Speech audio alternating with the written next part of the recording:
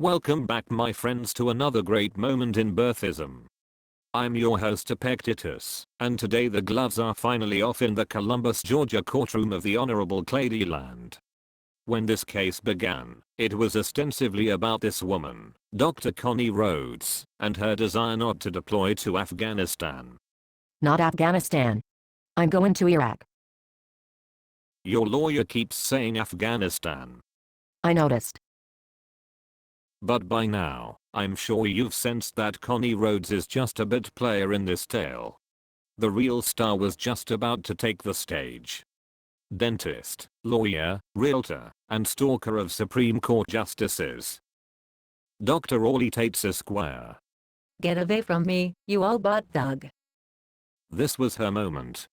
Unfettered by the oppressive shackles of reasonable questions from a logical judge, she was now free to blaze a meteoric path across the courtroom firmament.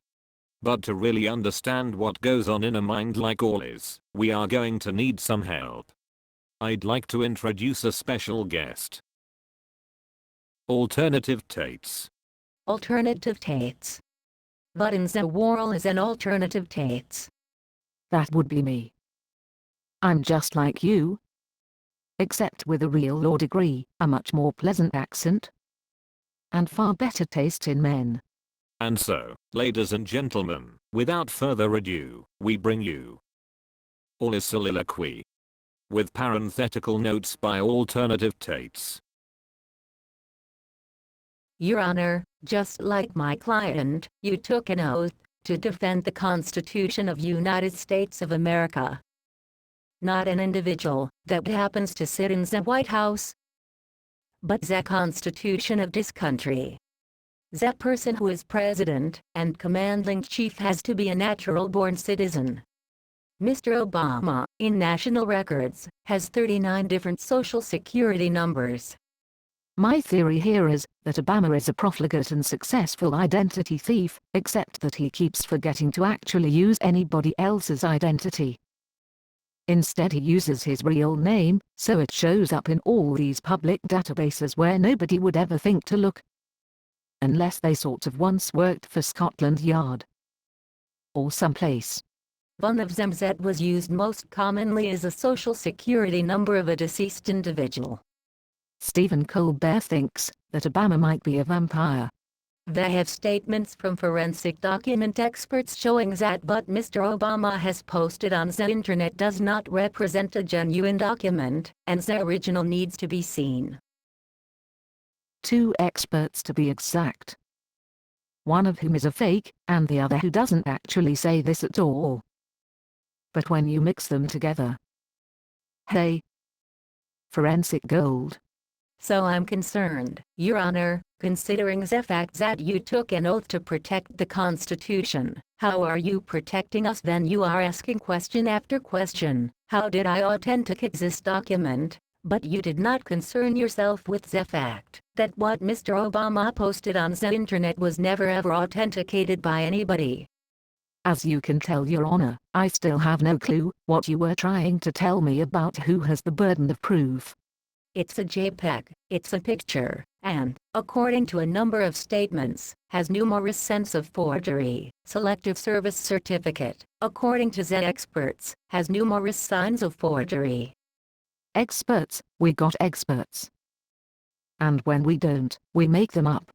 And it would have been so easy to issue an order of discovery and let my client go to Iraq with clear and clean conscience that she is following lawful orders. It would be so much easier for me if you would do my job, since I apparently cannot find my ass with both hands. So you would attack me, saying that what I had is not authentic, but yet you couldn't care less if what Mr. Obama, who is in position of commander-in-chief, that what he posted was never authenticated by anybody, specifically in light of the fact that the state of Hawaii allows foreign-born children of Hawaiian residents to receive Hawaiian birth certificates. Maybe not in 1961, and maybe not one that says they were born in Hawaii, but let's not quibble. They allowed one to get a birth certificate, based on a statement of one relative only, without any corroborating evidence from any hospital. and we all know that you cannot be commander-in-chief unless you were born in a hospital. Look at George Washington. Okay, don't look at George Washington. Bad example.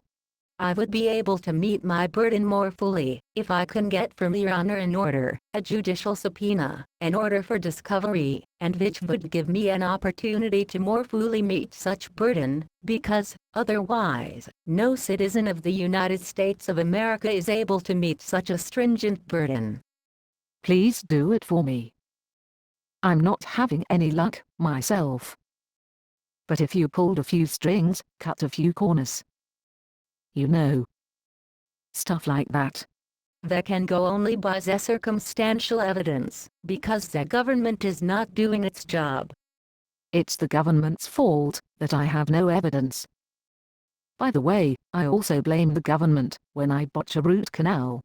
And that's why people like Connie Rhodes and others are rising and will be in your courtroom day after day after day after day. Just this Saturday, according to the police, 4.5 million people gathered. Well, 70,000 actually. But hey, I am a dentist, a realtor, a lawyer and a stalker. Not a mathematician. And, by the way, Judge Carter, in my proceedings in California, encourages the parties to begin discovery before the scheduling conference. That drew more cheers than anything or anybody else. The citizens of this country want the answers. People are cheering. Nothing actually happened, but doggone it. People cheered. Me. They were cheering me. Do you ever get cheered in court? Do you? Well, I do. Your Honor, I was born and raised in Russia, where I had relatives that were sent to Siberia to labor camps, when the military, just like these three people, wanted to move swiftly, and they sent those people to Siberia for 10 years. Yeah, biatch. I just compared Major Orsprung and the other military lawyers at her table to Stalinist goons. Your Honor, my three children are named after relatives that were killed during World War II, when officers, just like Ms. Rhodes or other officers, were just blindly following the orders. Where three of my relatives, who were three children, young children, were told to dig the grave, and those officers just emptied their revolvers and threw them in the grave, and they were not questioning the orders. Yeah, biatch, I just compared my own client to a member of the Gestapo. Oh, wait.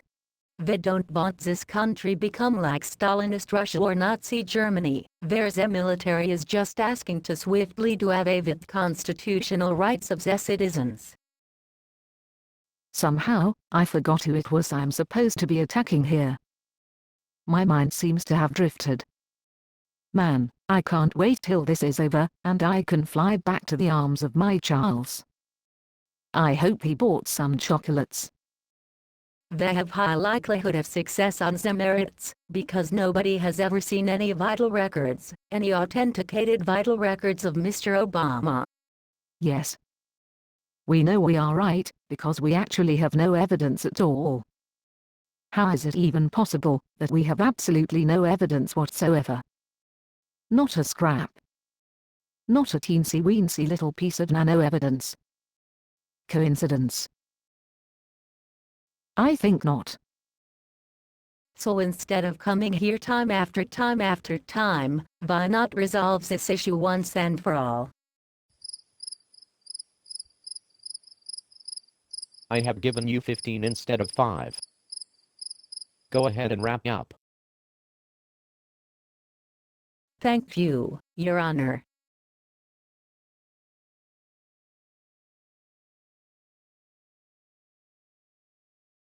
Well, it was pretty much all over but the sanctioning.